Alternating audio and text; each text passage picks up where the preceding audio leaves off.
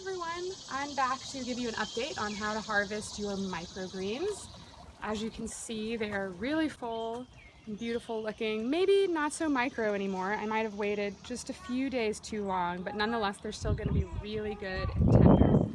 So to harvest your microgreens, you're going to want either some small garden snippers or even just a small pair of scissors will work. Now you can cut your greens all the way at the base, right where they meet the soil if you want. But if you're interested in seeing if maybe you can grow a second round of greens, you can harvest them a little bit higher up and see if maybe they'll grow again. So what I'm gonna do is I'm gonna harvest into this salad spinner because I'm gonna wash them, but I'm just gonna start snipping. Doesn't have to be perfect.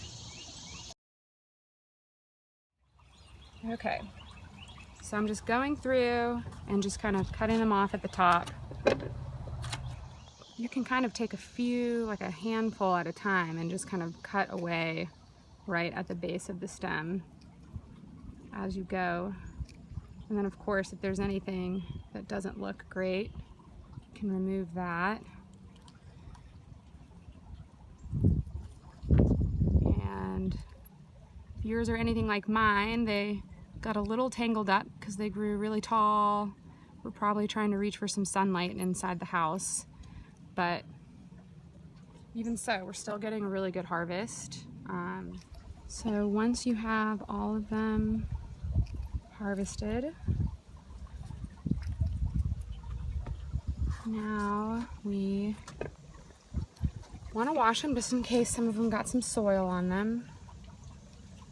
I highly recommend, if you're gonna grow any kind of greens or microgreens, a salad spinner is a great investment in addition to your kitchen, because you'll want to wash your greens and then the salad spinner gets all the moisture out of them, so they're nice and dry for whenever you make a salad or want to keep them in your fridge. So anyways, I got about this much right here. And now I'm gonna go inside and give those a good rinse. All right, so I've given my microgreens a good rinse and they're in the salad spinner. I'm just going to, it's really a neat contraption. It just kind of spins it fast enough to release a lot of the water that was on it from rinsing. So I recommend using your microgreens as soon as you harvest them. Obviously then they're the freshest and also the most nutritious, but you can also store them for a few days and they'll still be good in your fridge. So I'm going to add my greens to this bowl here, and you certainly don't have to put anything on them. You could just put them on top of a salad or a sandwich or a burger or a wrap. But if you want to put just a really simple light dressing on them, I'm going to do that and show you what I like to put on them. And again, as I'm taking these out, you can take any kind of wilted pieces out of there that might not be as good.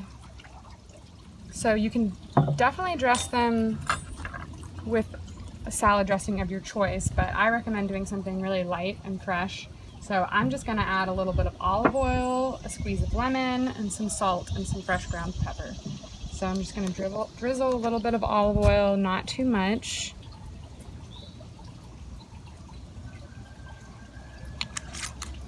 And then cut a lemon.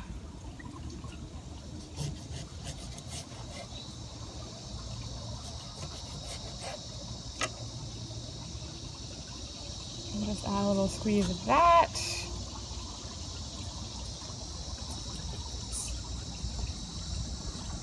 And then take a few pinches of salt, maybe just one pinch of salt, and then a few grounds of fresh cracked black pepper. And then mix that up gently, of course. Kind of toss it gently. This microgreen mix has some basil in it. That's going to add some extra yummy flavor that would be especially good on some pasta or pizza, but any of those would be delicious. So I hope you enjoy your microgreens.